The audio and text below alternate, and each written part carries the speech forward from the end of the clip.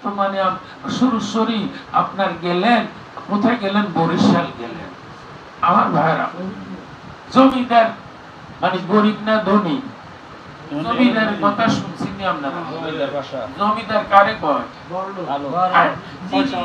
হাজীগঞ্জ মানে আপনার হাজীগঞ্জের মধ্যে যার অর্থের সাথে তার কারো অর্থ তুলনা নাই, সম্পদের সাথে, ব্যবসার সাথে, লেনদেনের সাথে, ব্যাংকে মানে ব্যাংক বিলিজের সাথে যার মানে এমন মানে আপনার এমন উপরে উনার সাথে হাত ধরুন না আর তুলনা করেন না, হাজীগঞ্জ থানা নাই, তাহলে উনাকে বলে কি?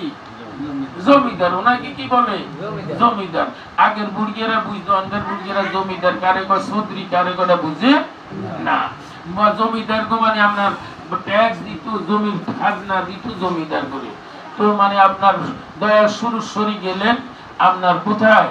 বরিশাল। আমি নিজে পড়ছি কিতাবের মধ্যে, সুরসরির কিতাবের মধ্যে পড়বেন, সুরসর দরবার শরীফের কিতাব পড়লে বোঝা যাবে এটা কত আটলান্টিক মহাসাগর।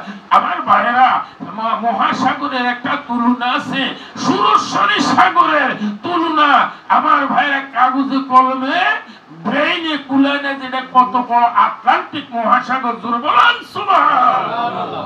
আমার ভাইরা ব্রাহ্মণের একটি মেয়ে, ব্রাহ্মণের একটি মেয়ে, একটু জবাব দিবেন, ব্রাহ্মণের একটি মেয়ে, মেয়েটা পুঙ্গ, হাত পা লুলা, কথা বলতে পারে না, বোবা মানে আপনার এমনি মানে একেবারে নিম্ন স্তরে, কথা বলতে পারে না, ধরতে পারে না, হাঁটতে পারে না। বহু ডাক্তার কবিরাজ শেষ করলেন, জমিদার লক্ষ লক্ষ টাকা ব্যয় করলেন মেয়েটার পিছনে, কোন ডাক্তার কবিরাজ ভালো করতে পারতেছে না মেয়েটাকে। জোরে করে সুবহানাল্লাহ। আমার সুরসরি গেলেন কোথায়? বরিশাল। সে মানে আপনার খবর পাইলেন সুরসরি মানে আসতেছে। সুবহানাল্লাহ। আমার জানু বাবা আসতেছে।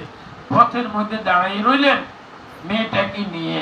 যখন সামনে গেলেন আর সুরসরিকে সালাম দিয়ে, তার বাসায় এসে সালাম দিয়ে যে তফস ও মানে আপনার হুজুর, আমি অপেক্ষা করতেছি আমার এই মেয়েটাকে নিয়ে, আপনি আসবেন এই পথে, আমার বাচ্চাটাকে নিয়ে অপেক্ষা করতেছি।